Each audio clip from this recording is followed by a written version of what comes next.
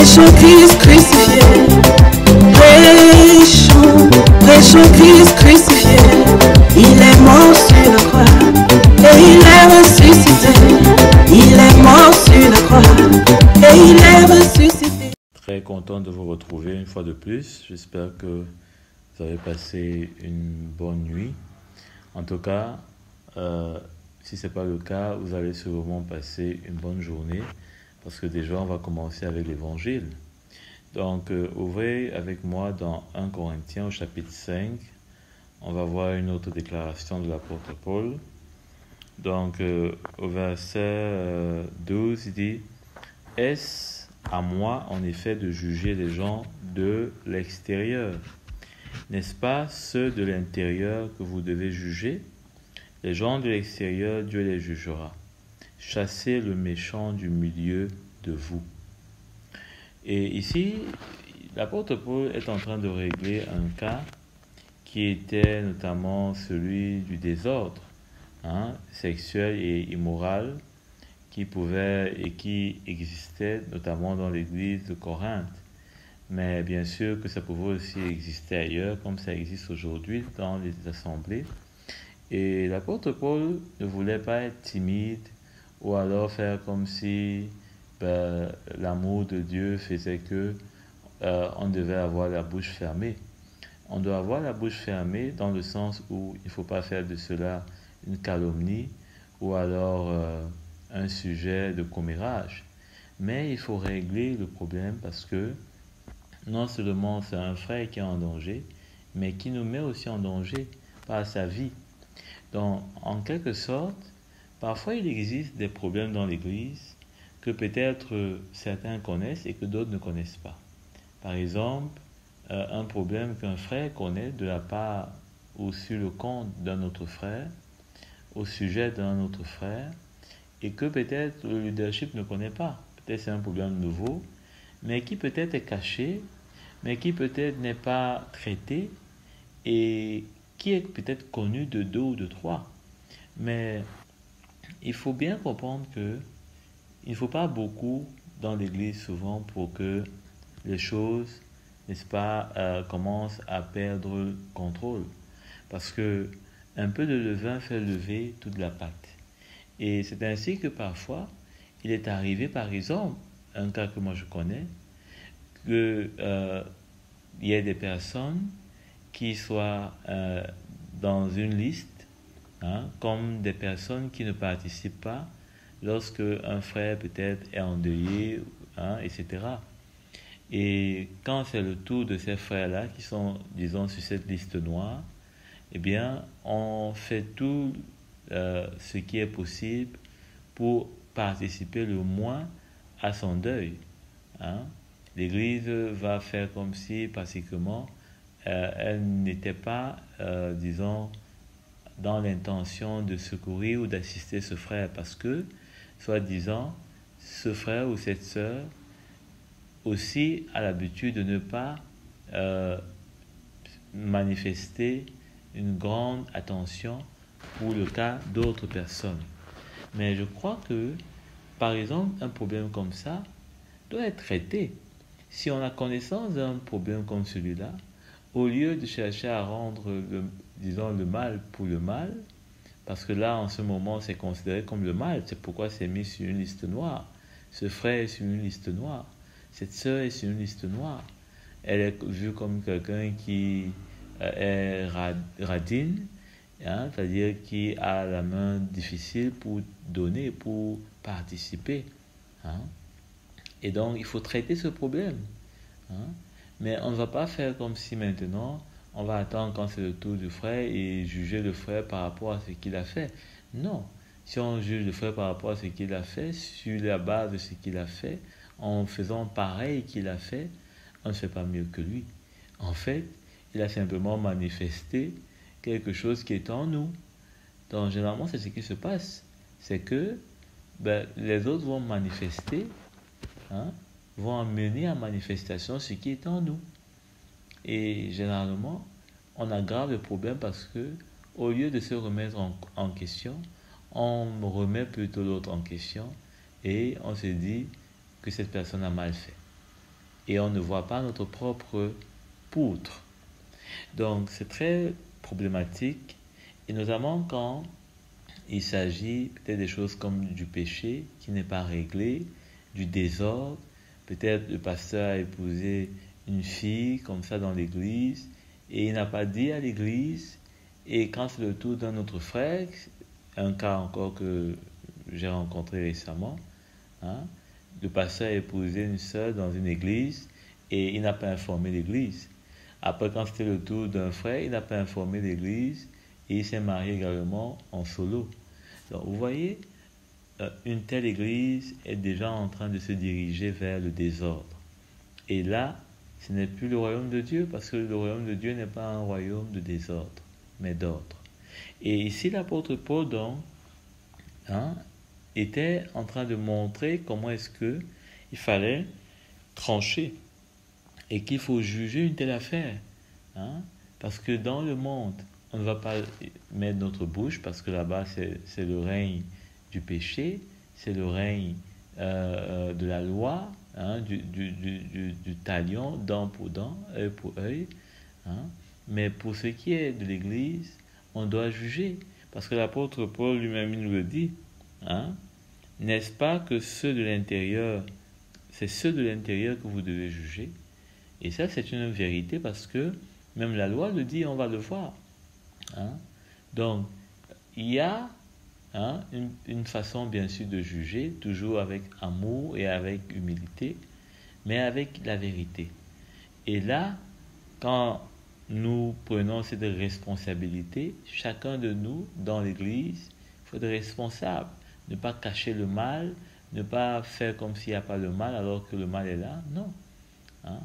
Et c'est pourquoi il va falloir que l'on puisse accepter parfois de juger ceux avec qui on est peut-être très, disons, affinés. On va être parfois obligé de dire à une sœur avec qui on s'entend bien, à un frère avec qui on s'entend bien, non mon frère, ici, je ne suis pas d'accord, je vois comme ça, je vois comme ça. Ici, je ne comprends pas pourquoi tu as pris cette décision, etc., etc. Bien sûr que si c'est le leadership, on ne va pas s'opposer comme ça. Mais par exemple, dans nos rapports de frère à frère ou de sœur à sœur, par exemple, si une décision a été prise par rapport à un frère avec qui on s'entend bien, eh bien, on ne va pas lui dire « mon frère, moi je te comprends, eux ne te comprennent pas ». Non, il faut faire attention. Donc, il faut pouvoir juger. Et parfois, on va devoir juger là où ça fait mal. Peut-être si c'est un frère avec qui on s'entend bien et qui est rebelle à l'autorité de l'Église, on va devoir juger entre notre relation et la décision de l'Église. Qu'est-ce qui doit primer? Est-ce que c'est l'affinité que j'ai avec le frère parce que peut-être il m'appelle tout le temps, il prend de mes nouvelles, il me fait, c'est pas moi, une faveur.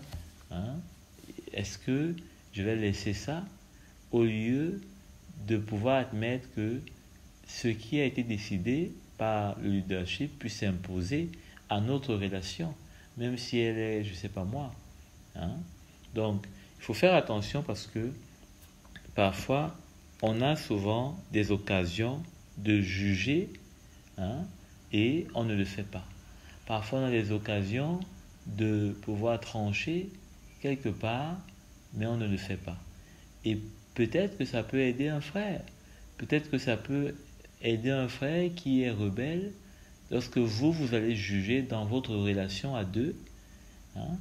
Peut-être ça va ouvrir ses yeux pour qu'il comprenne qu'il est dans l'erreur, qu'il est en train de s'obstiner, de s'endurcir et que vous n'êtes pas prêt à le suivre dans ce chemin.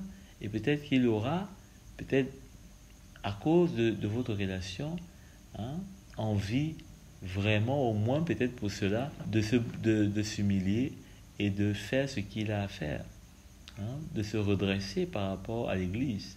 Donc, il ne faut pas, n'est-ce pas, négliger lorsque un jugement s'impose. Parfois, c'est un frère qui nous soutient peut-être d'une façon peut-être matérielle, c'est pas moi quoi, ou qui nous a amenés dans le Seigneur, mais ça ne veut pas dire que pour autant, on ne peut pas ouvrir notre bouche pour lui dire, frère, ici, peut-être tu t'égares, il y a une erreur, etc. Hein? Il faut pouvoir accepter qu'il y ait toujours le jugement de la vérité sur toute chose. Hein? C'est ça qui met notre relation en ordre, qui la maintient spirituelle et qui l'amène à maturité. Hein? Donc, allons aussi voir cela dans l'Ancienne Alliance, comme je vous l'ai dit, dans Deutéronome, si je ne me trompe pas, au chapitre 17, toujours, il est dit à partir du verset 8, « Si une cause relative à un meurtre, à un différend ou à une blessure te paraît trop difficile à juger et fournit matière à contestation aux portes de la ville, tu te lèveras et tu monteras à l'endroit que l'Éternel ton Dieu choisira. Tu iras vers les prêtres, les lévites et vers celui qui remplira alors les fonctions de juge. Tu les consulteras et ils te feront connaître leur verdict. » Donc il y avait toutes sortes de personnes auxquelles on pouvait se référer. Peut-être que si nous, on n'est pas assez éclairés, peut-être que si on se pose des questions, on n'est pas sûr, on peut prendre conseil. Même pour ce qui concerne nos familles, etc. Pour toutes choses. Les bergers sont là. Il ne faut jamais avoir peur de prendre conseil. Au contraire. Parce qu'en prenant conseil, peut-être qu'on va échapper à un piège ou on va permettre que quelque chose puisse être déclenché. Donc, il ne faut pas se dire peut-être que ça ne vaut pas la peine, mais si c'est sur votre cœur et que ça pèse, il faut pouvoir vous décharger. Et les bergers sont là pour vous aider. Et pour cela, il faut aller vers les personnes que Dieu a établies, qui sont matures dans l'esprit. Pas des personnes juste parce que, il a tel don, il a le don peut-être de prophétie. Non, c'est pas ça forcément qui va vous aider. Mais il faut des personnes qui sont établies. Parce que là, il y aura l'autorité de Dieu qui va vous accompagner. Et surtout, il y aura le cœur du Seigneur qui est dans ces hommes-là, qui ne va pas trancher avec juste quelques versets, mais qui, n'est-ce pas, va pouvoir vous montrer la lumière que le Seigneur veut vous donner. Et là, il est dit que au verset 10, tu te conformeras à ce qu'ils te diront à l'endroit que l'Éternel choisira et tu prendras bien soin d'agir d'après tout ce qu'ils t'enseigneront. Donc ce n'est pas juste, comme on dit souvent dans l'administration, un avis. Dans la maison de Dieu, il faut faire attention. Même si un frère ne vous oblige pas, même si vous êtes libre, mais quand un frère ouvre sa bouche, ouvre son cœur pour vous donner un conseil, pour vous montrer une direction, prendre cela au sérieux. Même s'il ne crie pas, même s'il n'est pas en train d'aboyer pour vous faire comprendre quelque chose, eh bien, même dans une respiration, vous devez comprendre le cœur de Dieu. Un frère peut respirer, un frère peut expirer, et ça suffit à vous faire comprendre la direction du Seigneur. Parce qu'avec l'esprit, on n'a pas besoin toujours de beaucoup parler. On n'a pas besoin toujours de beaucoup manifester. Donc, il faut être plutôt sensible et être prêt à obéir. Parce que peut-être la direction qui nous sera donnée ne sera pas celle-là qu'on voudra.